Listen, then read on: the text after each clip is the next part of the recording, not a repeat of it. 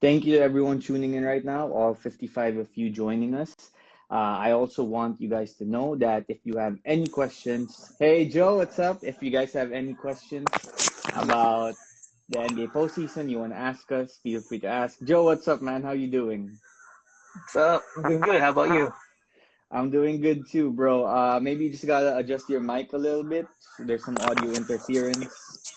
Yeah, yeah. Okay, well, All right, yeah, just some sounds in the background, maybe. There we go. How you doing, all man? right. What's up? What's up? Sound good?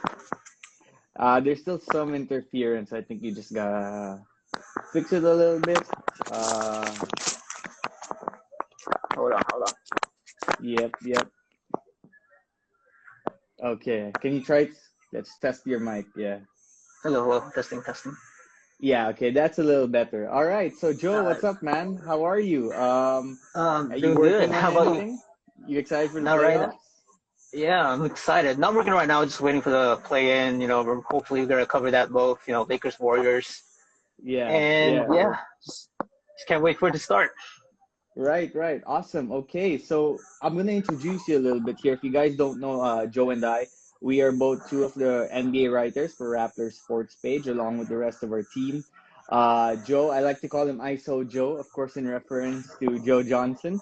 But Joe is also one of the talented NBA writers. Not only we have at Rappler, but in the Philippines and anywhere you can find. So Joe, we get a break from the NBA for one day before we jump right into the play-in tomorrow with, of course, the Pacers and the Hornets, then the Wizards and the Celtics. So how did you spend your first off day from the NBA in a while? Well, first of all, I woke up later than usual because there was no games at all in the morning, Yeah. and I just did a bit of like all NBA MVP research and all that. Just watch whoever people were picking for their MVP, Defensive Player of the Year, and all that.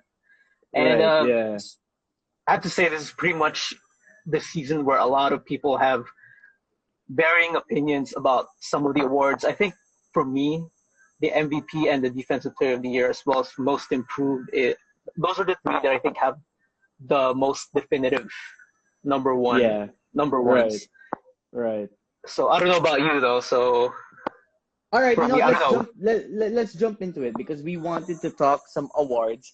And of course, the MVP debate has been very interesting this season. So, Joe, who is your MVP, Defensive Player of the Year, All NBA teams? Let's run it down real quick. MVP for me is definitely Nikola Jokic. Okay. Defensive Player of the Year is Rudy Gobert. Yeah. Most improved for me is Julius Randle, and All NBA for me is Steph Curry, Damian Lillard, Kawhi Leonard, Giannis Antetokounmpo, and Nikola Jokic. All right. Awesome. That's Awesome. the first team. And did I ask you Rookie of the Year? Who's your Rookie of the Year? Rookie of the Year for me was LaMelo Ball by a hair, I think.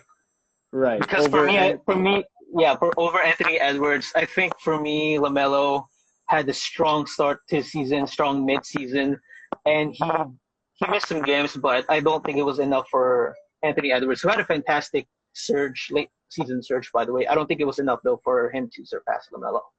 right. Okay.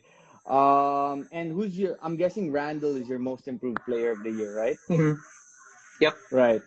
Awesome. And how about your Sixth Man of the Year? Are you going Clarkson too?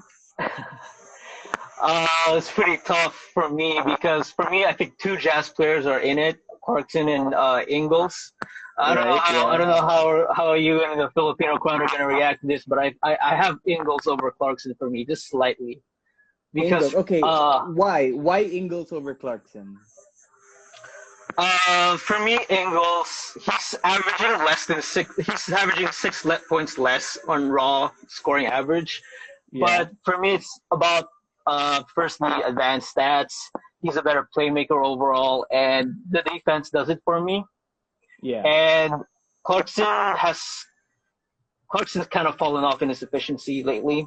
Right. Yeah. But Whereas, he has stepped up though with Donovan Mitchell being out as of late, right? yes. I mean, he has had to step up because no Yeah. one really has the kind of isolation shot creation besides him when Donovan's out. But yeah, Ingles for me, and Ingles has started a lot for a six man.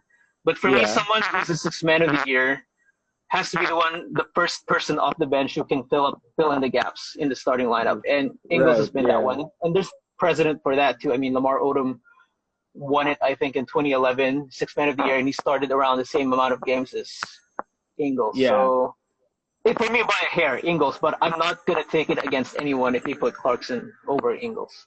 Right. Okay. So, I know for a fact that you're definitely looking forward to the Warriors Lakers game because a lot of us are, obviously, and we're gonna talk about that with our PBA guest analyst, of course, in a little bit. But from the Eastern play-in games, what really intrigues you? Is it Wizards and Celtics like it is for me? Yeah, it's Wizards Celtics. Of course, I'm still intrigued by Pacers and Hornets, but Wizards and Celtics for me is really, really interesting because it's a team who is surging late, who surged Right. from a losing record all the way to eighth in the East, Right. and they're going up against a team that's on the downside. A team who was expected to be up there in the Eastern standings, maybe higher up, maybe even fourth. Yeah. But yeah, they've been falling apart as of late, and it's interesting to see which of them will will it be the Wizards' momentum, or will the Celtics just be will their higher class, higher quality players overall just squeak by? So I'm interested to watch that. Yeah. And everyone, I'm so sorry if you see me wiping a little bit. The summer heat has really gotten into Oh me. yeah, it's really hot. It's Yeah. felt like a sauna here in the Philippines. But of course, as the weather heats up for us, ironically, so does basketball action, right? And I was just Correct. informed by Mr. Gabe Norwood he will join us in a little bit. He is just a little occupied right now doing daddy duties. Of course, Gabe is a standout father, so we understand Gabe. And I know for a fact Gabe is so excited about the playoffs. We were talking about it. I'm seeing a lot of Hornets right now in the comment section, in the live comment section. So, do you think how big of a factor is the Lamelo Ball excitement in terms of like garnering all this like new fan support for Charlotte? Because over the last few years they haven't been that good, right? They're not an especially big market either for Right, basketball. But yeah, right. I think Lamelo's has done a lot already in his first year for Charlotte, and he's just an entertaining guy. I mean, you see the passing, his passing. You see that shovel pass from like full court that he did when I think it was his first game back from injury, Right. and he's just I see him as someone who can probably be the next Magic Johnson. He has he has the height, he has the skill, he has the vision, and he's already much better than his brother, I think. Or at least, so yeah, so so your team Lamelo over team Lonzo, am I right? yeah. I mean, I like Lonzo, I do, but yeah, I think Lamelo's ceiling is way higher than Lonzo's. I think Lonzo, at the most, he can become a fringe all star, but I think Right. Lamelo can be the centerpiece of the team. So All yeah. right. So, if you guys have any questions, by the way, about Pacers versus Charlotte, Wizards Celtics, Memphis versus San Antonio, and of course Golden State LA, which I really want to save in a little bit because we all know that's the main event, right? But who are you taking between Memphis and San Antonio? Hmm.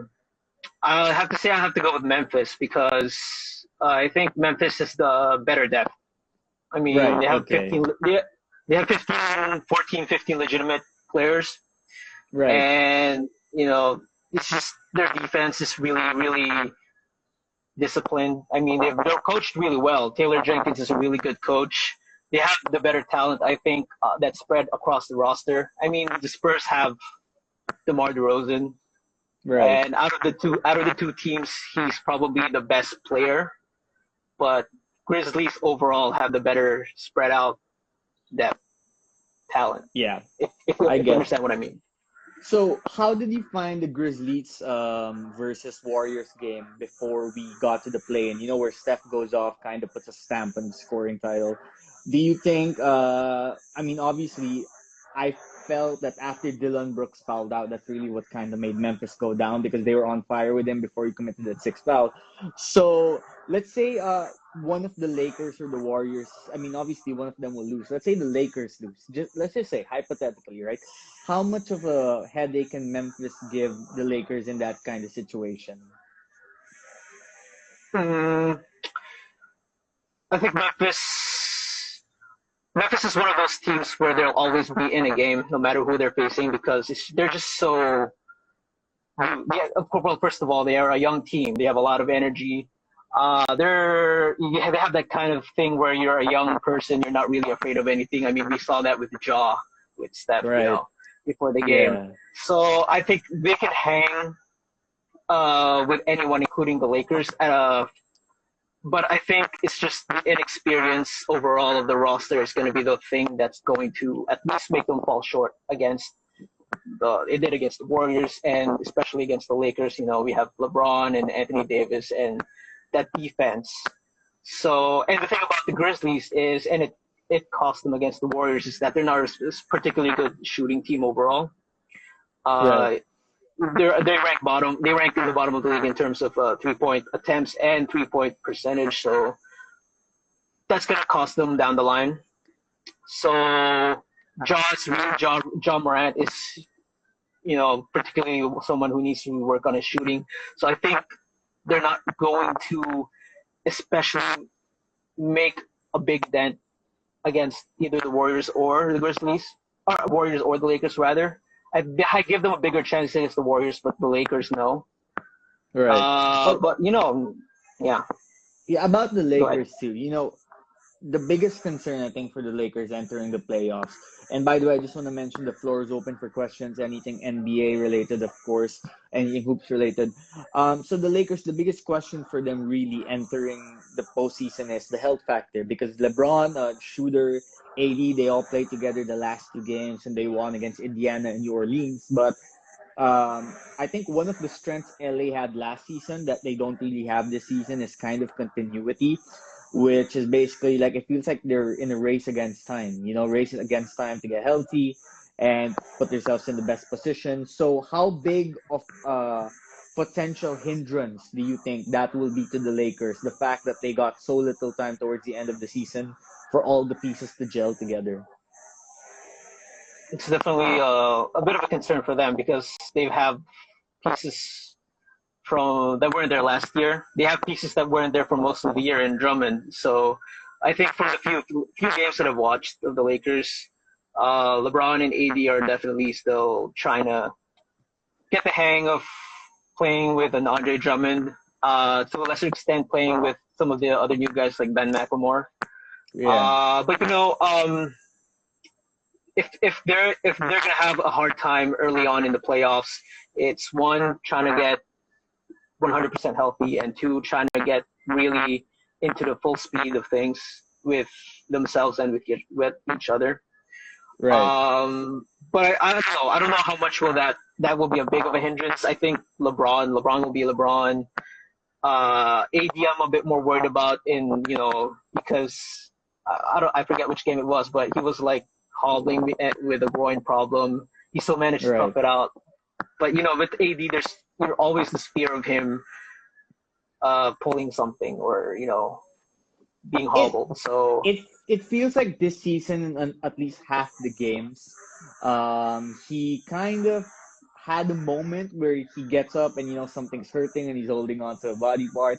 So does that yeah. concern you a little bit? Like, do you feel he can play like two straight months of playoff intensity? Play like intensity, like pressure and all of this. You think his body can take it? I think he can survive. I think uh, he just. I think up till the playoffs, these minutes need to be managed a bit because uh, he's someone who's historically kind of been fragile or historically had a lot of health issues. So you Right. need to be really careful with him. And that's the thing about them finishing as the seventh seed. what really could bite them, because if they finished higher, they could have had the luxury of doing that, because imagine them being a second or third seed, or let's say a second seed. They could have been waiting right now. They could face either the Warriors or let's say the Blazers. And they're much easier opponents against facing potentially the Suns in the first round. So you don't really have Right. the luxury, I guess, of resting anyone or load managing anyone. So it's tough, Right. it's tough. But I think they have no choice. Right. Joe, by the way, do you think we can try without your earphones just in case that the earphones might be a little causing the interference of the sounds? Yeah.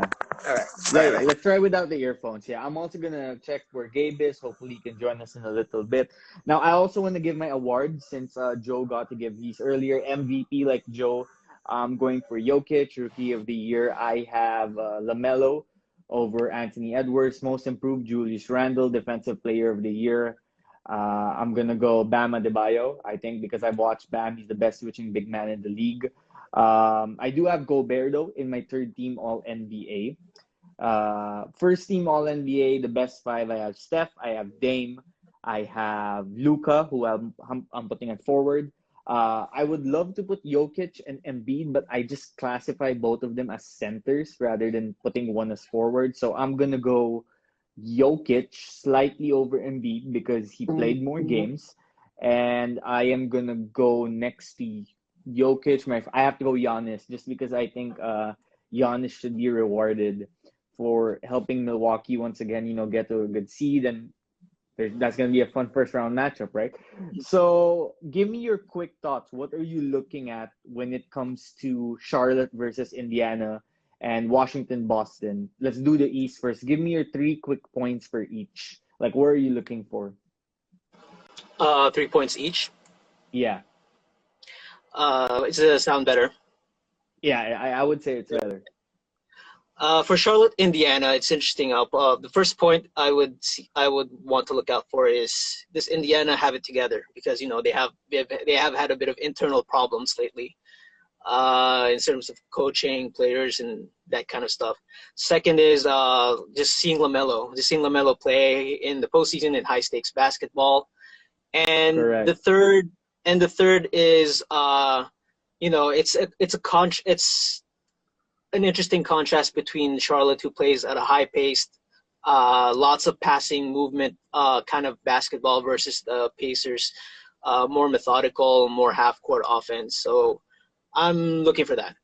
And for the Wizards and the Celtics, number one is the Celtics slumping towards the 7th seed versus the Wizards surging. I made that point earlier. Second point is, can Bradley Beal still continue his scoring ways in that kind of situation? Because as we all know, the playoffs are more of a grind. It's just more of a slow-paced, half-court, possession per possession kind of game. So can Bradley Beal thrive in that situation? He scored 31.3, I believe, in the regular Mm-hmm. season. And third is, of course, Russell Westbrook. Can he lead the Wizards through his triple doubles? Can he lead them through postseason success with his triple double game?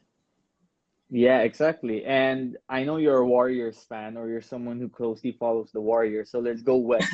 What are you looking at with the Warriors and the Lakers? But before that, also with the other, I mean, we already talked about Memphis San Antonio a little bit. So let's go Warriors Lakers because we know that's like the main course, right? Like Yeah. if the play-in games were a four-course meal, this would be the steak, with the mashed potatoes and the gravy and stuff. So what are the keys to victory for the Warriors and the Lakers? And you share your thoughts, and I'll tell you what I think after. Well, first of all, I think the most obvious key for victory, for the number one key for the Warriors, is, can Steph Curry get going? I think it's important to note that it's going to take place at Staples Center, and historically, Steph has not had great shooting performances in Staples Center. Right. Yeah. So, and you couple that with a Lakers defense, it's number one in the league. It's very, very disciplined. Frank Vogel coached. They have LeBron and AD. It's going to be tough. And I think the second point is, can Draymond Green in turn anchor the defense? Can he lead the Warriors defense into stopping LeBron James, and most of all Anthony Davis, whom I think he's going to spend a significant time guarding. He has had success in the past, but that was AD in the Pelicans, and AD in the Pelicans was basically AD was the only superstar, and Right. Lakers have more depth and they have LeBron. And the third key for me is, can the other guys make shots? Can the other guys make plays? Because we're all going to see a lot of Steph traps, Steph blitzes. They're not gonna count on Steph even getting shots off or making plays for others. So they're going to have to count on the likes of Kent Bazemore, Juan Toscano Anderson, Jordan Poole off the bench. They have to make shots. They have to punish the Lakers, who I really think will, employ the same old defenses that other teams have, is to make anyone else shoot. Beat you. Other than Yeah. Steph. How do you think they counter the size of the Lakers? Because Yeah. I think the Warriors are still at their best with Draymond at the 5, right? Yeah. But in theory, you put that up against a lineup with Andre Drummond, Montrezl Harrell, and Anthony Davis, even LeBron James to some degree. You're kind of asking for a worry there, for problems. Is that just the reality that the Lakers are that big and you have to deal with it? I mean, yeah, that's the reality of it. The one thing that comes to mind to beat size is just speed. Just you need to be, to be speedier, you have to be smaller, and of course, Draymond at 5 will help that. You just have to beat them in the fast break. You have to beat up. Yeah, you don't, as much as possible. You don't let the Lakers defense get set. So, but in turn, if in order for that to happen, you have to get stops. You have to get rebounds, which is going to be tough because, you have Andre Drummond, you have, the best rebounders on that team. For me, actually, from the Lakers side, I think it serves them the best if they minimize Drummond's minutes on the floor, because historically Drummond has been, has had a hard time. 0-8 in the playoffs. We should mention that, right? 0-8 in the playoffs. And historically he's had a hard time with Stephen Curry teams. Right. If I remember correctly, their last meeting was in 2019 when Drummond was with the Pistons, and drop defense. Drummond was back hanging out in the paint and pick and rolls, and Steph was pulling up from mid-range, from deep. And, that's just not the kind of defense you do against the greatest shooter of all time. So right. I think if they're going to play Drummond, just minimize his minutes. I think AD at the 5 is still the best, but I'm guessing they're not going to do that. It's a trump card they'd want to save for like late in the playoffs or something like that. So, right. Yeah. I just want to acknowledge this comment by food_panday. Kala ko si Shams NBA. Joe, I think he might be referring to you. What do you think? Me? You or I? I think you. You're much closer to being the Shams of the Philippines, so, Thank you. I appreciate that. If one day I get to meet Shams, I'll make sure to tell him. Okay, so I am about to invite a PBA player. Mr. Von Pessimal will be the first to join us. So we're going to talk a little bit of the first round series with Utah and Philadelphia. So I'm going to send Mr. Von a request right now. Do you want to talk about this first? It's an interesting comment, but Drummond plays with LeBron and AD now. How big of a factor will that be? Quick thoughts in terms of how much it would help him. Meaning like he plays in the same lineups, or just, in general, I guess? Yeah, let's say, because we know Drummond's going to be in the starting 5. So yeah. How do you think Vogel's going to pull him out quick, or will the fact that he's with LeBron and AD help out? In the end, it might not matter.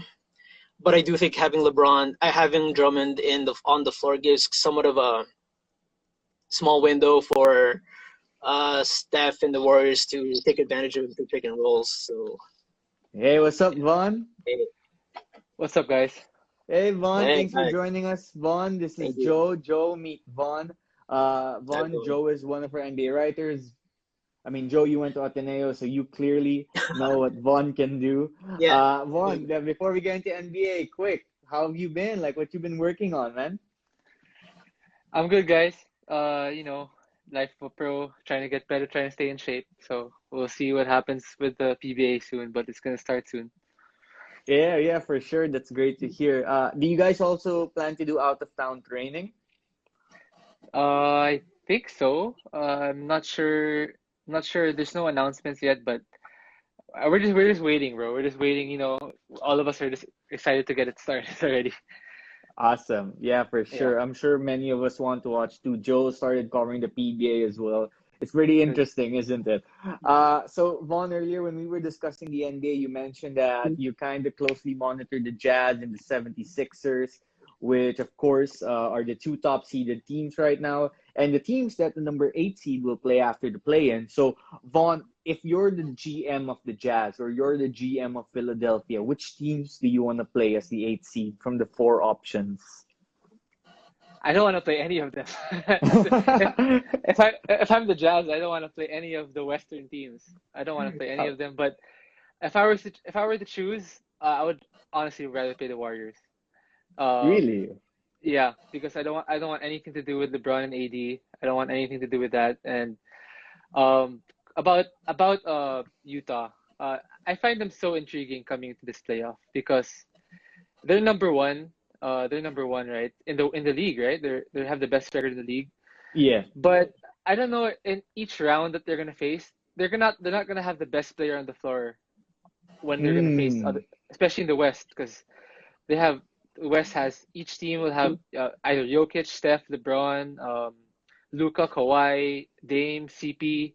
So I don't know in a series, there's always if you have the best player on the floor, you always have a chance to win. And Utah, Mm. in arguably, will not have any advantage in those series. So, but at the same time, no one you can't they're not you're not sneaking up on anybody because they're number one.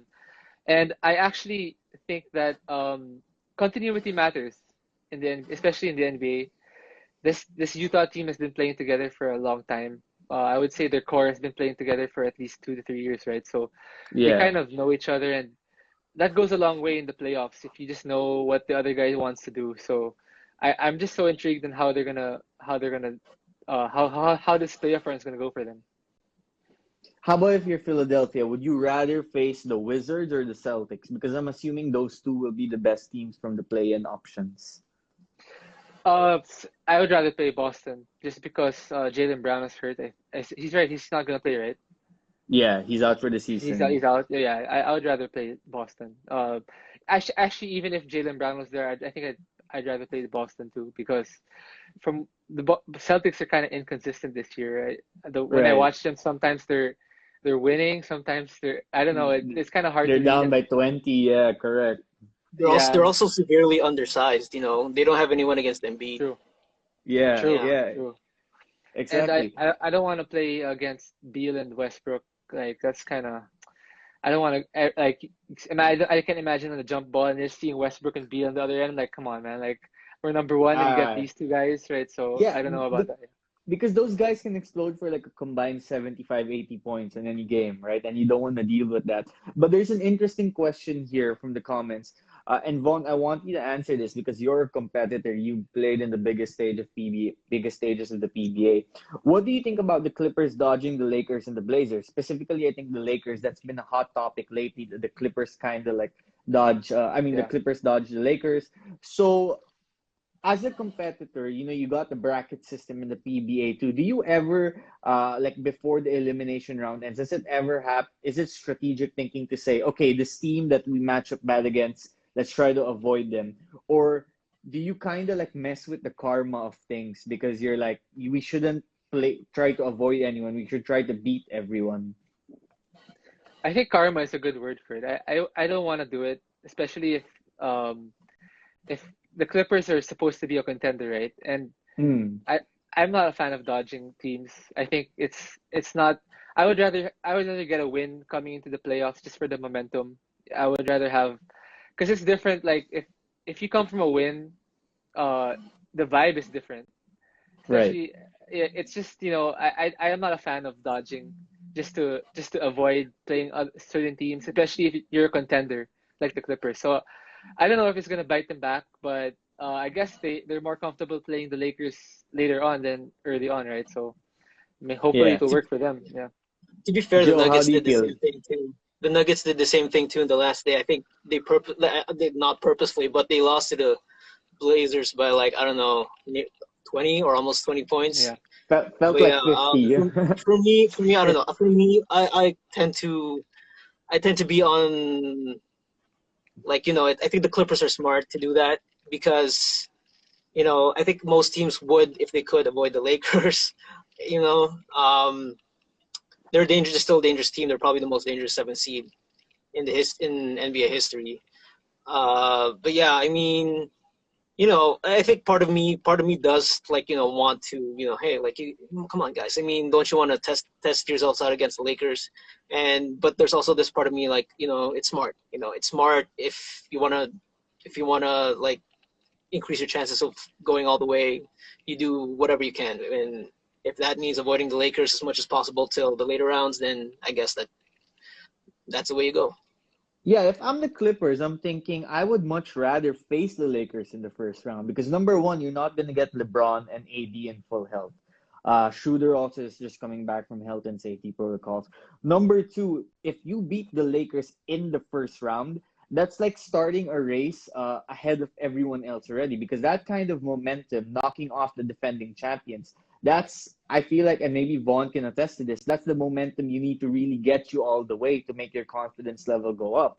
But instead, you're doing the opposite, and now you're kind of banking. Oh yeah, let's hope the cards fall where they may. Right? I'm just not a fan of it. But let's go east again here. So if you're Philly, yeah, all of this for avoiding 36-year-old LeBron James. I mean, people actually like 18, 19 years in the league and people still do this, try to avoid LeBron. So let's go to the East. How happy is Philadelphia that after, facing the Wizards or the Celtics, they're not really like a cupcakes, but they're not elite teams, right? So I expect Philadelphia to win. And then after that, you go to facing Atlanta or New York, two teams who are relatively new to this playoff chase, right? So, Vaughn, you also mentioned Philadelphia as a team you're interested in. So I want you and Joe to tell me, like, if you're Philly and let's say you get past the first round, would you rather face Atlanta with Trae Young and all those shooters, or you look like Kyle Kuzma? You gotta tell us who looks like Kyle Kuzma, commenter. Or would you rather face Julius Randle and the New York Knicks? Honestly, if I'm Philadelphia, I'm happy right now because I'm trying to it's a free pass to the finals for Eastern Conference Finals because Right.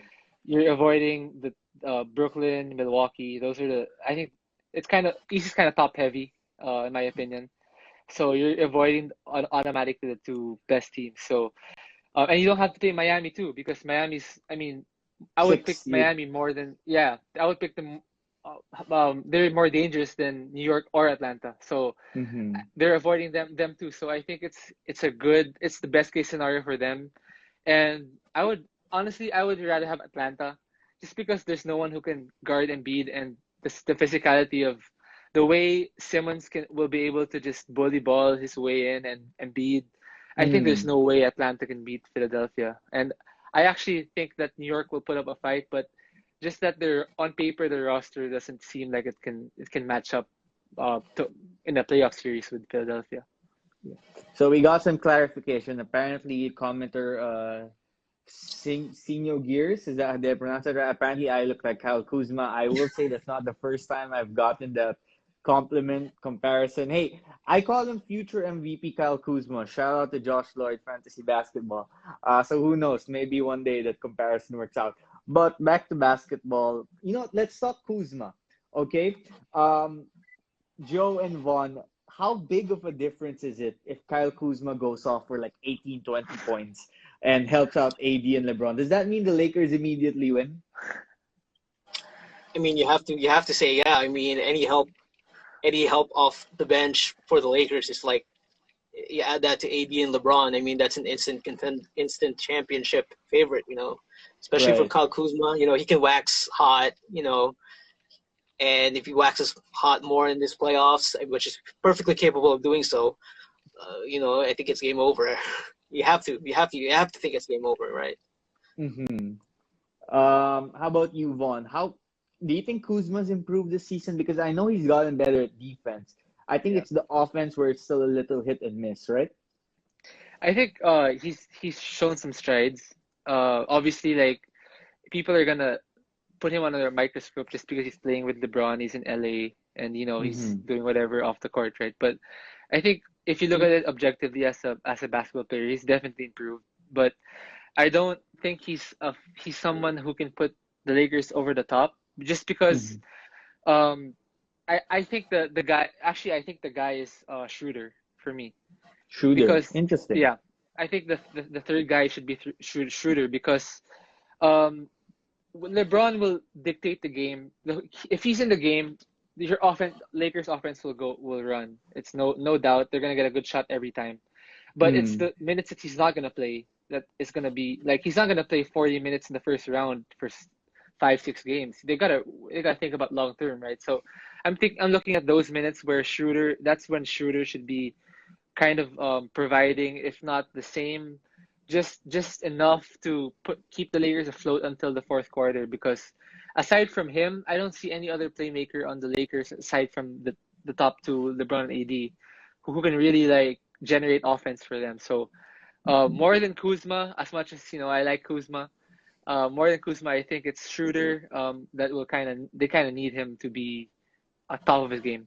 Do you think Schroeder can play the role that Rondo did for them last year? I mean, I know they're not the same player. They kind of bring different things to the table. But in terms of contributions to a championship team, can Schroeder be that Rondo guy? Oh yeah, definitely. I think so. That's why they got him because they figured he's like an upgrade, right? Some people will Mm-hmm. argue it's not. Some people will argue, but whatever it is, he's the replacement for Rondo, and Rondo was a big part of the run last year. So Mm. I think just watching him, I think he's a very competent pro. He's gonna figure it out, and playing with LeBron is much easier. Everything becomes easier because he now becomes secondary ball handler and not the primary ball handler. So I think it's Yeah. gonna work out for the Lakers with that regard. Joe, quick thoughts. How important will Caruso, KCP, and THT, let's add Mark Gasol to those four guys. How important will they be to help the Lakers get back to the finals? I think they'll have roles to play, especially with KCP in terms of shooting. And Vaughn mentioned shooting. He's had a pretty decent shooting season this year. Caruso's more on the defensive end, especially in the upcoming play-in game. They're gonna need people on Steph, and they're gonna need people who can go over the screens on Steph, can be on that two-on-one trap splitzes and stuff like that. They need people to defend Steph and the other perimeter guards and wings where they're gonna face in the later rounds. Marc Gasol, me personally, I think he should have more minutes than Andre Drummond at this point. Same. Yeah, Same. yeah, because he just in terms of defense, they're not really that much far up from each other because Marc Gasol he's kind of getting up there in age, and Andre Drummond is he's gonna be feasted on the perimeter on the pick and rolls and stuff. But I think Right. Gasol provides more value offensively. He's a much better passer. He can stretch the floor. He's a better shooter than Drummond. Uh, THT, I don't know if he's gonna see the kinds of minutes he saw in the regular season as in the playoffs. I mean, he's a pretty good player. It's just that Yeah. he has these bouts of inconsistency, and I don't know if that's going to be something that they'll count on in the playoffs unless someone gets injured or someone has to be out for a while. But I'm pretty big on him. I'm big on THD, but I'm not sure he's going to see a lot of time in the playoffs. Right. Great. Vaughn, it's been such a pleasure to have you here. But before we let you go, I want your prediction. I'm going to put you on the spot right now. Who are your final four teams? Who makes the finals and who wins the championship this season? All right, so Final Four, so two teams in the East, two teams in the West, right? Correct. That, okay, so I have the Lakers and the Jazz. Is that possible? In the finals, West finals, yeah, it's possible. It's Yeah. possible. It's possible, right? Okay, I have them. It would I be the have. first 1-7 matchup, I think, ever. That would be Oh yeah, okay. interesting. Well, Yeah. I have the Lakers making it all the way just because. I mean, I'm not gonna bet against LeBron. So, uh, I think the Jazz too, just because I just like the way their system goes. I think the spacing, they have 7 to 8 to 9 guys who can come in and play their role and come out and not complain. That's a big factor in the playoffs, I think. And Mm-hmm. so I have them in the West, and in the East I have Brooklyn and Philadelphia. That will that's gonna make it because Brooklyn obviously they're. I mean, two of the three is gonna be on the court at the same time, so you're gonna Right. have it's gonna be a problem no matter what, right? So Philadelphia, just because I defense, man. I love their defense. Simmons, Embiid, even what's his Tybal. name? Thibault, Bible. that guy. I love that guy. Tybal. Yeah, Yeah. he's good. He's good. I like him.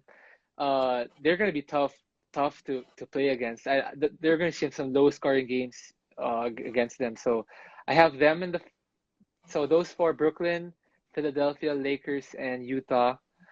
And I have the Lakers and Brooklyn coming in the finals Okay, to and make yeah. who wins that series? That's KD, LeBron. That's Harden, Davis. Who wins and in how many games? Um, Depends on health, obviously. I mean, if there's one, so the out of the five guys, so AD, LeBron, Kyrie, Harden, and KD, right? You got five guys. If one of them goes down significantly, the chances of that team winning goes down, right? But Right. to say if they were healthy, I would pick Brooklyn. Just Brooklyn. because, yeah, because if I could speak from experience, in the playoffs, they say defense wins championships, right? Right. But honestly, if it's a final series and it's a big game, you need guys who can get a bucket. You True. need guys who can just no play, one on one, get me 2 points, get me a bucket, get to the line. So Brooklyn has three of them. Those things will add up in a final series. I think LeBron and AD, obviously a force, but it's gonna be hard to stop them. If once Brooklyn gets their groove, it's gonna be hard to stop them. Does it concern you they haven't played a lot of games together yet, the big three? I'm not concerned about that, just because it seems like from the outside looking in that they all bought into trying to win a championship this year. And if you have that's the first step into winning a championship. If everyone buys in, and if your top players buy into sacrificing a little bit of offense, of touches, of whatever stardom. I think that's the first step, and they're already making it. It seems like it. So I'm not concerned about them not playing at all. Because I'm sure they talk outside the court about what they need to do to win. So I'm just waiting for them to find their groove. Mr. Von Pessimal, thank you for sharing your All thoughts right, with guys. us. Thank you for Thanks. taking the time out to join us. And do you want to give a shout out to any San Miguel fans or any of your fans who might be watching right now? Yeah, what's up, guys? What's up, San Miguel fans? My fans from before. Thank you guys for watching this live IG. I'm excited for the NBA. I'm excited for the PBA, just for basketball season to be back. So, guys, Naveen, Joe, thank you guys for having me. Hope you guys have a good session today. Thank you, Von. Appreciate it Thanks. and best of luck. All right, guys. Peace. All right, so we are gonna be joined next by Gabe Norwood. Again, thank you to Vaughn for sharing his thoughts. Just a little bit of background. Gabe is a fan of John Moran. Memphis isn't his favorite team, so we're gonna discuss some Spurs Grizz with him a bit. Let's add him now, see if he's available. Of course, Gabe played in the NCAA before coming to the Philippines. He's one of Philippine basketball's biggest icons. Who can never forget that dunk, right? In FIBA, and of course what he's Scholar. done. Yeah. So Joe rather. Oh, there. Hey, Gabe. What's good, What's up, man? guys? What's up, guys?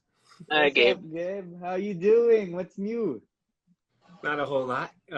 Just getting ready to finally start our practice on this end, but excited for the NBA playoffs to start up too. Are you guys headed out of town too? We're still trying to finalize things, but the sooner the better. Hopefully, we get it all taken care of. Awesome. So we have a number of things to discuss with Gabe, but before that, Gabe, Joe, I want to ask you both. Did you know that the NBA has an NBA pick and playoff bracket challenge this season where Gabe, and you would know this, it's almost like filling a March Madness bracket, but for the Yeah, I like that NBA vibe. postseason. Yeah, yeah. Have you guys ever done any of those? Do you guys plan to maybe do that this season? Go ahead, Joe. You can go first. Yeah, yeah. Plan to do that. Hopefully I get to do that for the Warriors. Get to fill in that spot for them. So it's really Yeah. fun. You can do it with your friends too, and if you can troll your friends if they get some stuff wrong and all that. It's really fun. Yeah, you can maybe put some buy-in in there, maybe for your next Yeah. dinner, right, or Little something. incentive. Yeah, Yeah. maybe if you guys are into cards or Top Shot, put some cards or digital collectibles on the line. But yeah, I mentioned that because the NBA has the NBA Pick and Playoffs Bracket Challenge this year. It's presented by Vivo, and you guys could see random and any kind of different brackets you want by searching the hashtag Beat My Bracket. It's almost like a competition this year, and I think that's what excites me about it. And it's free to play. You guys could make your picks at picks.nba.com. You can create a group with your friends, like what Gabe and Joe mentioned. Maybe put some bragging rights on the line. I know me and some friends are going to do that for sure. It's a playoff tradition. Brackets locked by May 28th, so you guys have until then. And if I may also say, I was informed by the NBA today that it's kind of a competition, and winners have the chance to win a Vivo X60 phone or Nice. even a 5,000 voucher. So if you guys have nothing to do, I would suggest maybe checking that out. Who knows? Use your NBA knowledge to set yourself up. But we are going to help you right now by discussing the play-in and maybe the first round, maybe the second round. We're not going to give all the information away. Maybe we are. Anyway, let's get to that. Gabe, I know you like Ja. I know you've Yeah. been following Ja. So realistically speaking, what are the chances? And I also want to say hi to Vigo, of course, Rappler reporter, shouting all of us out right now. So, Gabe, what are the chances that Memphis can shock the world and get the seventh or the eighth seed? Man, I like to think it's pretty realistic. Outside of, I think my fandom for Ja has been well documented, whether it's my cards and conversations and interviews. But I think having Jared Jackson Jr. coming back, Dylan Mm, Brooks plays with so much confidence. He's always a threat. If you just saw him, what was that this morning or last night? Put right. on a show. Brandon Clark, he's been up and down with some injuries as well. But I like Jonas Valanciunas has been playing out of his mind. Monster double doubles all season. So I like Probably to won think some that, fantasy leagues. Yeah. right. You know what I mean? So Right. I like to think they're trending in the right direction. They got a tough start against the Spurs. Pop is used to the whole playoff scenario and things like that. But they're young guys. They have a lot of youth on the Spurs as well. So Right. it should be interesting outside of DeMar and Rudy. It's basically DeJounte Murray. I think is the longest, kind of veteran on that squad. So it should be an interesting matchup. But I think Memphis will take it. Cool, cool. Joe, if you filled out a bracket, I know that you have the Warriors probably as the first play-in team to ever win the NBA championship. So I'm looking forward to you doing that. But realistically speaking, would you be scared of Memphis if you're Golden State? You lose that 7-8 matchup against the Lakers, and you have to win 8-9. Let's say Memphis beats San Antonio. How scared should Golden State be of Memphis on a scale of 1 to 5? I would say around a 5. Really? It's in the How middle. come? In the middle, because well, first of all, we still have Steph Curry, and if you have Steph Curry, can do a lot, can accomplish a lot, Yeah, yeah. especially in that. Understatement of the year. Yeah, you can, especially in a high stakes one off game. I do think there should be still a bit of concern because, as we all, I think Gabe saw this in the game. They did come back from, I believe it was around 17 points, and they actually grabbed the lead, 2-point lead in the fourth quarter. So Memphis is still capable of pulling off an upset against a Steph Curry team, especially if, in a potential matchup in the future, Dylan Brooks doesn't foul out. Right. If Ja shoots better than he did, if he manages to get more of an offensive rhythm going. Also, there are a lot of problems that Memphis presented to the Golden State in the last matchup, namely offensive rebounding. Memphis is, I believe, one of the better offensive rebounding teams out there. They're high up there in second chance points, Hmm. whereas the Warriors are on the opposite end. They're one of the worst offensive rebounding teams, and they're pretty small too. I mean, especially when you play Draymond at the five. So the Memphis will always have a chance against anyone. They'll have a chance against Steph again if the Warriors lose and the Grizzlies win. But for me, I think the Steph Curry factor is like the one differentiating factor. And I think I would favor the Warriors. I mean, not out of like bias or anything. I think Warriors should be favored you know, by a bit. But I'm not counting the Grizzlies out for sure. Right. They have a Gabe, chance against anyone. yeah. Gabe, is Steph your MVP like LeBron said? Man, it's hard to argue right now. I like to go for team record though. I think Jokic for me, Right. just in terms of a lot of times best player, but best team available. I think he's made a strong case. So I think Steph is the popular pick right now, just because of the way he's kind of put on the show these last couple of weeks or months, really, since the All-Star break. But I think Jokic, just the consistency through the year, something's got to give. So I'll go with Jokic for you. Yeah, I had Embiid in my my own ballot, but then I think the way Jokic carried Denver when Murray went down, that was so impressive. I don't think that's talked about enough. Uh, Again, I want to mention everyone, the floor is open for questions for Gabe. Okay, you know what? This is a good question from Janu Hardasani. Thanks for the question. How far can Giannis take the Bucks? And I think that's a good lead into my next question, because I, for one, think the most interesting series in the first round is the 3 versus the 6 in the East. You got Milwaukee versus Miami, and I'm not saying that just because I'm a Heat fan, like many of you guys know, but actually, if you look at Miami's record with Jimmy Butler, they are about 13, 14 games above 500. And if you look at the record of Miami and Milwaukee from the time Jimmy started playing consistently after he was out with COVID, it's about the same. So really, you're getting a 3-6 matchup, which you might have normally for a 2 versus 3, right? You're going to get a second round quality matchup in the first round. And the popular belief right now is it's revenge for Milwaukee, right? Because Miami bounced them out last season. Gabe, just in terms of the matchup, you know the players from both sides. You got Jimmy, you got Bam, got Hero, Dragic, all these guys against Giannis, Drew, the X Factor. You got Chris Middleton, Brook Lopez. So when you look at the rosters of both teams, what do you expect out of Miami versus Milwaukee? Then we'll go to Joe after you, Gabe. A battle first and foremost. You have Miami, like you said, finally healthy and all on the same page towards the end of the season, kind of riding that momentum. And then you have Milwaukee, who it's like one of those give or take things. If they're knocking down shots, they look like they're unbeatable. But in those days where they have droughts, it's kind of tough for them to win games. But at the end of the day, I think it's going to go the distance. I think it'll be one of those where you wish it was a 9-game series and you can get more basketball. But I think you hit it on the head with Drew Holiday. I think Drew changes so much for that team in terms of just a stabilizer if things are going bad, somebody who can create a shot. And I'd like to say I still think Miami could get them just because of the momentum that they have right now. It's proven.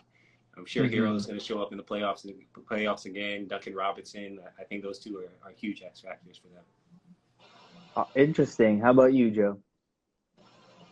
I think Milwaukee's out for blood. I think they're gonna take this personally, and they know what happened to them in the bubble. So I think they're gonna be out from the start. They'll be on the heat. They're gonna be playing as hard as they can. I do think that the Bucks are, besides the Drew Holiday factor, I think they're a different team than they were last year, especially defensively. Like Coach Bud was really notorious for being really stubborn in his schemes and all that. If you watched last year, he had Brook Lopez dropping against shooters. He had Giannis as a roamer, as a help defender, and against a hot shooting team like the Heat last season, that really did them in. And especially when Jay Crowder got hot, remember Jay Crowder, like he suddenly transformed from like a 32, 33% shooter, and he suddenly became like a 40% shooter. And like, wow, that was That was really something. But Yeah. yeah, I think this year, he's been experimenting more with different schemes. They're switching more. Giannis is more of an on-ball defender. Um, and of course, the Drew Holiday factor is much better than Bledsoe, I think. So for me, yeah, I don't know how you're gonna love this, Naveen, but I think the Bucks will take it 5 games. In five. Get Yeah, out Interesting. of there. Get Okay. him out of there yeah, quick. Wow. maybe Okay. 6, Well, but I don't think it'll go 7. I don't think it'll go 7. I But will yeah, say I mean, though, yeah, yeah, go for it. Sorry. Go for it. yeah, I mean, I think the Heat are missing that Jay Crowder kind of guy for me. Right. And Giannis, and I don't know, like they could try to form walls like what they did last year against Giannis, but I see Giannis and I watched him, and he's kind of diversified his offense a bit this season. He has that Mm-hmm. mid-range more. He has he's more smart into not barreling into offensive fouls, charges, and all Yeah. that. He's more in He's control of the matured. paint.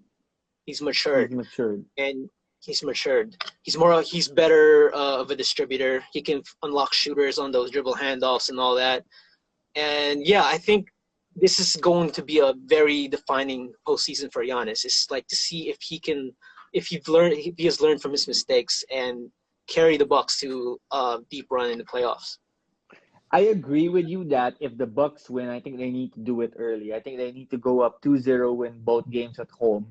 Because I think if you drop one game at home to the same team that upset you so bad the year before, that's when it gets a little bit, okay, is this happening again, Yeah, you know?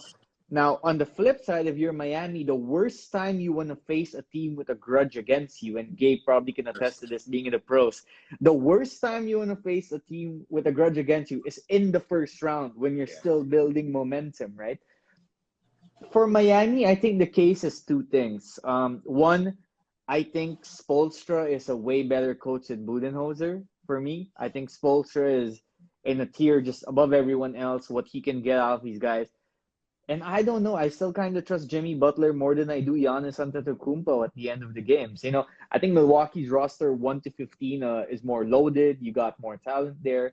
I just think that if games are close in the fourth quarter, I'm riding with Jimmy over Giannis a little bit, and that might be Miami's shot. But I agree with you.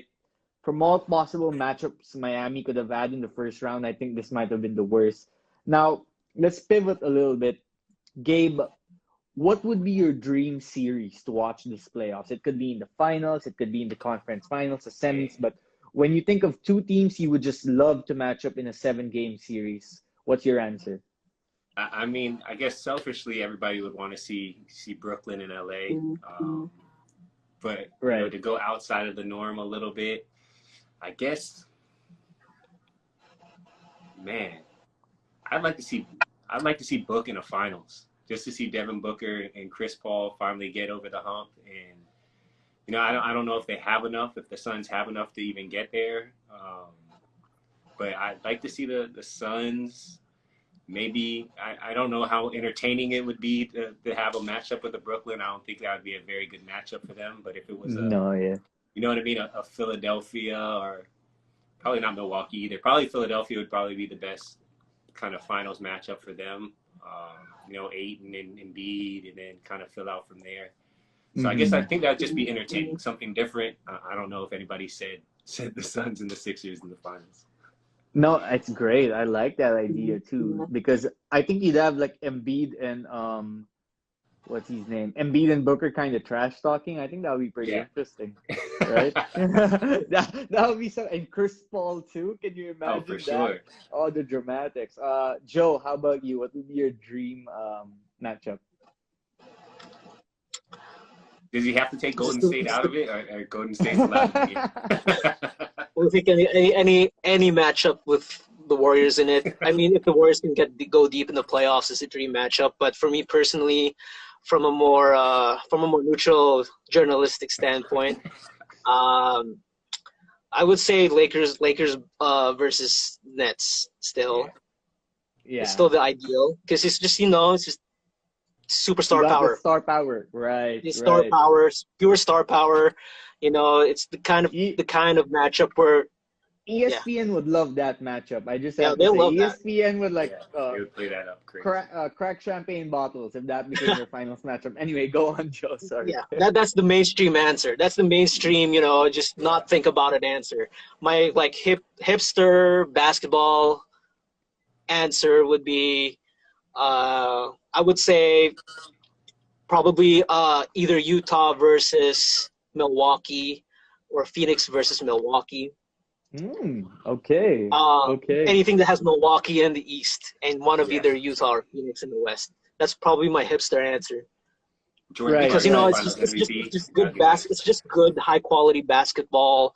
They both have good systems. They're both like all three of those teams are really two-way teams. They're good offensively, they're good defensively.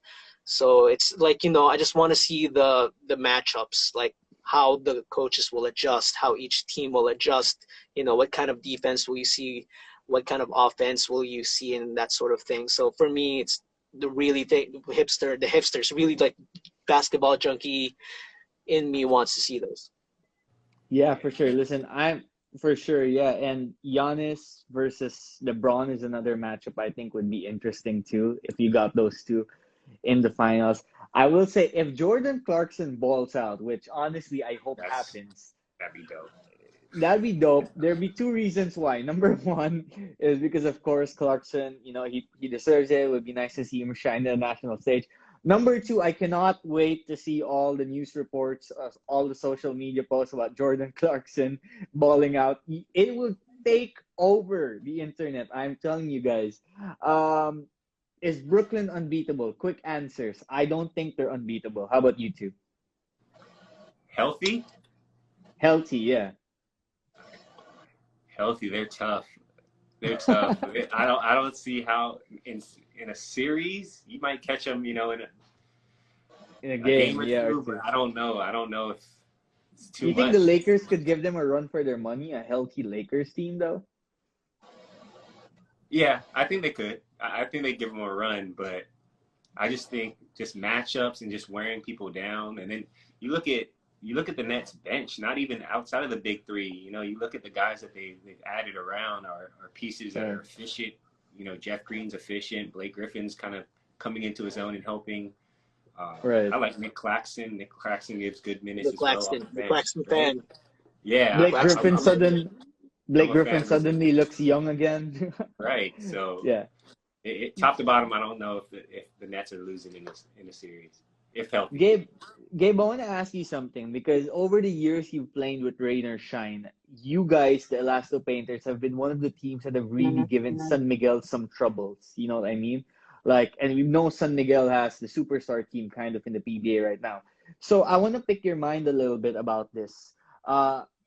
If you're going into a playoff series against a team that has four go-to guys who could be the go-to guy of any team, four all-stars, superstars, a super team, you're facing a super team.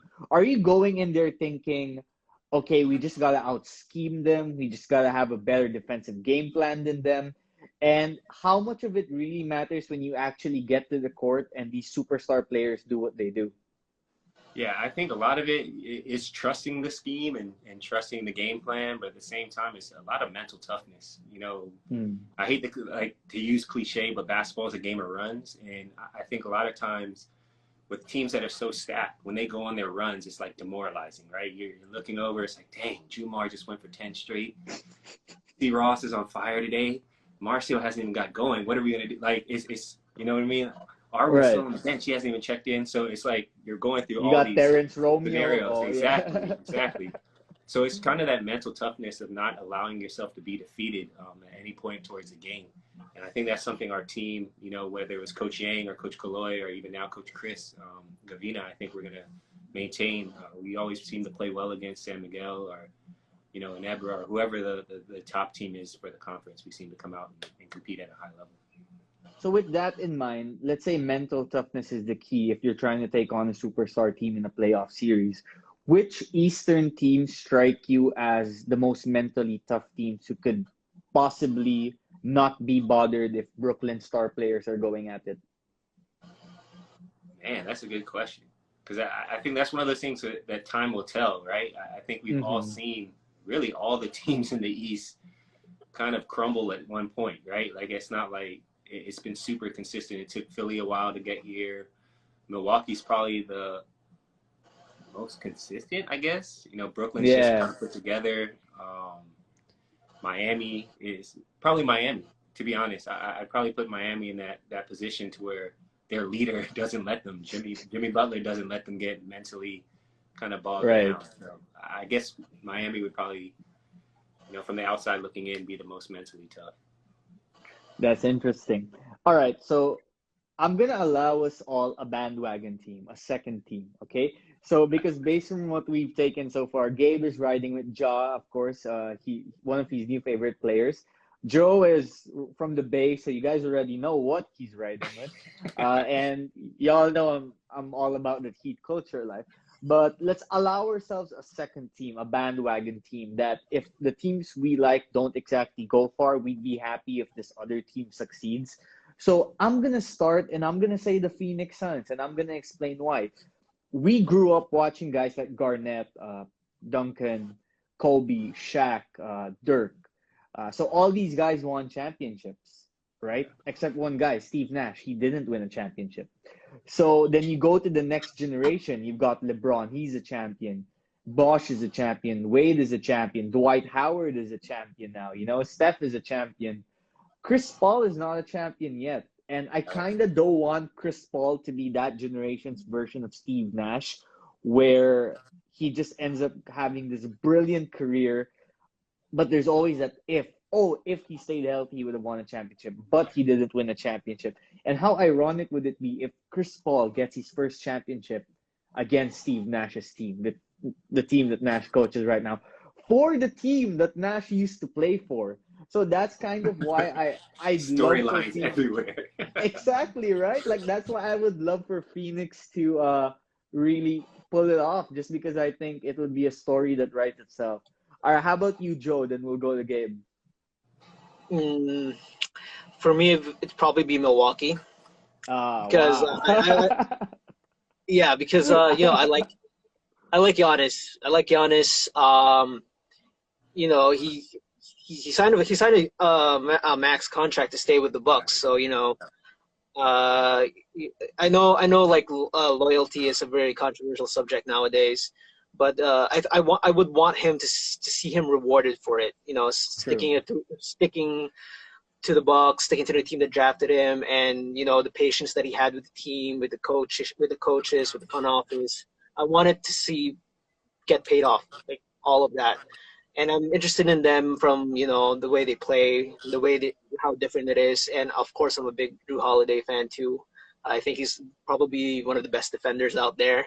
And I'm partial towards defense. You know, I'm partial towards defense more than offense. And you know, the Bucks, I think, are due. They're due for a big playoff run, and you have to get things done this season, I think. And if they don't, you got to look at You got to look at changing something. I don't know if Hmm. it's the players. I don't know if it's the coaching. You know, I think you've seen this. There are reports out there that maybe Bud is on the on the coaching hot seat. Yeah. So I want to see them go all the way. I want to see them potentially beat Brooklyn. I want them to get over the East hump and face, I don't know, maybe the Lakers, maybe Utah, Phoenix, and you know, I just want them to see Giannis succeed. Yeah, I will agree with you that if the Bucks get bounced in the first round, that's it for Bud. I think Bud's gone. There's no It has to excusing a be. It first has to round. be. I mean, to go Right. from Eastern Conference Finals to last year.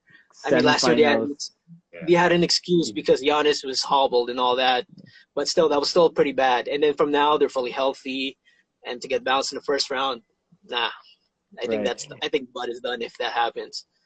I will say this though, if Giannis does pull it off and leads Milwaukee to the championship, it might bring back the tradition of star players staying with their franchise and waiting to finally get the championship. The days of Kobe, Duncan, Garnett when he was in Minnesota, Dirk, of course. So I think that would be a great return to the NBA to sort of a days past, days that are gone. How about you, Gabe, though? Who's your second team? I guess I have like a 2A and 2B. I don't know if that's fair and part of this game, but my first would probably be just Utah, just because, like Joe was saying, just style of play. I think they play the game the right way. They seem to all enjoy their roles. And, naturally, I love to see my guy Jordan get a ring. But other than that, I think touching on the loyalty thing, I think it'd be awesome to see Portland.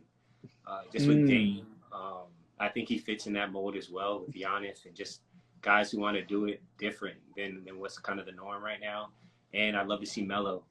I'd love to see Melo in the finals, man. Just for my own personal greed and being a fan of Melo, I think that'd be awesome to see. Gabe, we got a question here from Sam Trevino, and I really want you to answer it because I find this so interesting. What NBA playoff team does Gabe see can really use his services for a deep playoff run? So if one of the teams in the playoffs right now who could sign Gabe Norwood, let's say to a mid-level exception, I think that's good, right, Joe? Mid-level I'd be content. I'd be good. Yeah. Right? Like, Veteran minimum, maybe. Yeah, okay, so someone like offers you a $5 million one playoff run deal, okay? Man. Like, what team do you think you could really fit in with?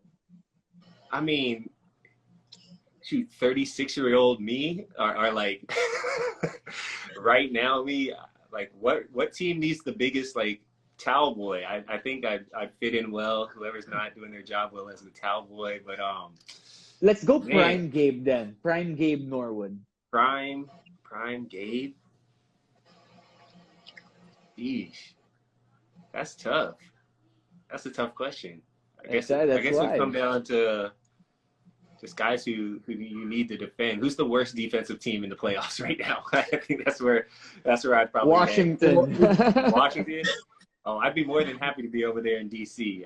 I get the best seat in the house watching Russ and Bradley Beal go to work. So Washington would be cool. Dallas needs Dallas needs a pretty big, good wing defender. So I think you can fit in there. Yeah. Prime Gabe though, not 36-year-old Gabe. Can you imagine being a teammate of Luka though, where basically you stand in the corner, you just cut, you play defense, and man, life is good. Yeah. Okay, so we have gone for more than 60 minutes now. It's been such a fun conversation. I want to thank Vaughn again for joining us earlier, Gabe for joining us, Mr. Jover. I also make sure you read his work on Rappler Sports. Make sure you read my work too every once in a while when you got some time. So before we get to the last questions, again, I want to mention the NBA has the NBA Pick'em Playoffs Bracket Challenge. Last day to field brackets is on May 28th. So go check that out. Compete with your friends. Make some predictions. Let's enjoy the playoff season together. Share your picks. Gabe, who are your final four teams? So who are the two finalists in the East Conference Championship and the West? And who plays in the NBA Finals and who wins the NBA Championship? Yeah, so I might have cheated on this one. I heard Vaughn, so I think I got to go with the same, just because it's hard to count. It's hard to count the Lakers out. It's proven, right? Bron's proven. He's going to be there in some way, shape, or form. Brooklyn, as I said earlier, they're just Brooklyn, man. It's too much. But to go up against them, I'd like to see Utah just off of style of play. If Donovan's healthy, I think that could be really, really interesting matchup. And then on the other side, what are my options? Who's on the other side again? We got Brooklyn. Trying to look at I think I'm gonna go Milwaukee. Milwaukee, okay. Is that right? Because Milwaukee, Miami, Philly. Yeah. I'm going to go Milwaukee. I think Drew Holiday. Actually, I can't even. Hold on. I'm going backwards. I said they're going to lose in the first round. Said. Hold on. Time out. You did say Miami earlier. I got to hit refresh. Dang. So I guess I'm going Philly. I'm going with my underdog, Tyrese Maxey, having some big games in the playoffs to show out. Awesome. I like that. I also want to open the floor for some questions before we call it a night. If anyone has any questions for Gabe or Joe or I, send them our way now. I want to shout out Max Cruz. Thanks for tuning in. Mr. Jandrick Lim of the NBA, thank you for tuning in also. Dave, I want to take this time to just say that it's incredible what the NBA has done in terms of having games despite COVID and all the issues, the injuries to players. They've provided some entertainment for us hoop junkies all over the world.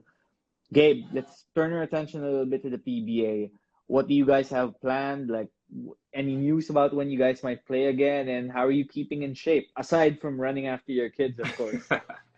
Well, a whole lot of that, but definitely excited to kind of get the go signal and try to finalize getting back into court for practice.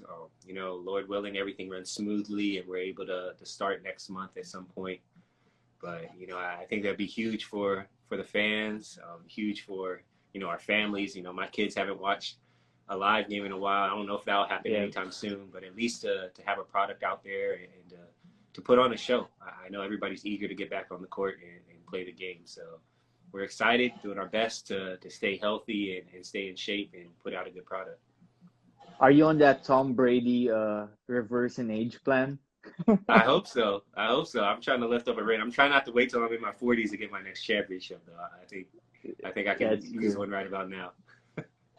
Quick NFL thoughts, Gabe, because I know you're into football too, and you too, Joe. Let's do a little NFL. Yeah. Just quick right now. What are you guys excited about for the upcoming season? Ooh. Man, go ahead, Joe. You can go first. I've been talking. Well, you know, my Niners just drafted Trey Lance, so I'm excited to see how he's going to develop under Jimmy G. Jimmy G is going to probably be the one starting for most of the season, but you know, I think it's a multi-year plan. Trey is going to eventually take over for Jimmy G. I was really relieved that they took Trey, because I know you're a Patriots guy now, so you have Mac Jones, and there was a lot of fear among Niners fans that they were going to take Mac Jones. Right. And, you know, for me, no disrespect to Mac Jones, but he's not exactly a top 3 caliber quarterback. So for me, I was glad that they just got Trey Lance. For the record, I am a Patriots fan and honorary Tampa Bay Buccaneers fan. That's totally allowed. Just saying. Go on, Gabe. For me, I guess I've never really been tied to a team. You know, my brother played for the Broncos, so I have some allegiance there. But I'm excited for the return of Saquon Barkley. I think he's, you know, one of a kind coming back with the Giants after his injury. So I'm excited to see what he does. You know, running backs aren't as highly valued as they were back in the day, but I think Saquon's special. So it should be fun to watch him with the Giants. Awesome. I also want to shout out user JReach 9874. All of you are handsome. God bless you all always. Thank you so much. Very kind of you to say that. Okay, one more thing I want to ask you, Gabe, actually. Who's your rookie of the year? And 10 years from now, from this rookie class, who has the best NBA career? And Joe, you can answer this too. Ooh, man. So my rookie of the year, I'm going Anthony Edwards. As much as I love LaMelo and everything he's doing there in Charlotte, I just think Anthony Edwards from the jump. It took him a little while to get started, but he's probably the most healthy out of the rookie class, and I think that's something for me.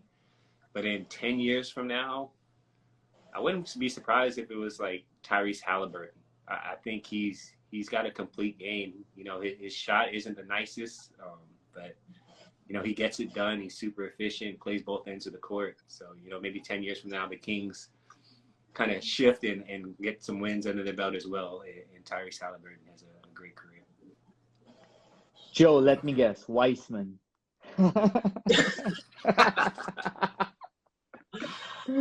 It's tough. It's tough with him, Wiseman, because bigs don't develop that fast.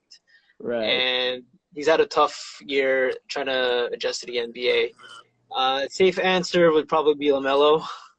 You know, he's just out of this world talent. He has what it takes to be a superstar. I think Anthony Edwards will have a nice career too. I'm really, really big on Halliburton as well, because he just has it. You know, he just has that maturity for a rookie that you don't see from a lot of rookies.